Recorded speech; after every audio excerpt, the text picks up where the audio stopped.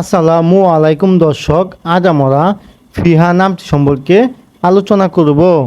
এই নামটি কি ইসলামিক নাম? এর অর্থ কি? এটি কোন ভাষা শব্দ এবং এই নামটি রাখা যাবে কি না, এসব সম্পর্কে বিস্তারিত আলোচনা করব। আপনারা দেখছেন ইসলামিক ইউটিউব 24। আমাদের মাঝে অনেকেই খাঁটি মুসলমান হওয়া সত্ত্বেও নাম রাখার ব্যাপারে বেশ উদাসীন। এটা আদৌ কাম্য নয়। ইসলামে সুন্দর নাম রাখার ব্যাপারে বেশ তাগিদ দেওয়া হয়েছে।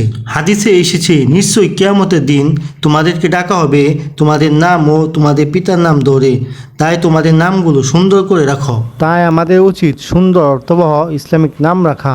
যদি প্রশ্ন করেন ফিহা নামটি কি ইসলামিক নাম, হ্যাঁ, ফিহা নামটি ইসলামিক নাম।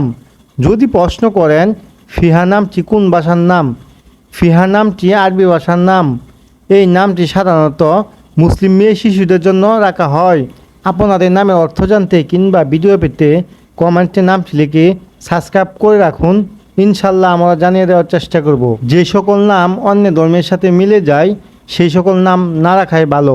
যদি প্রশ্ন করেন ফিহা নামের অর্থ কী, ফিহা নামের ইসলামিক ও আরবি অর্থ হলো তার মধ্য বা ভিতরে অথবা জান্নাতের একটি ফুলের নাম ফিহা।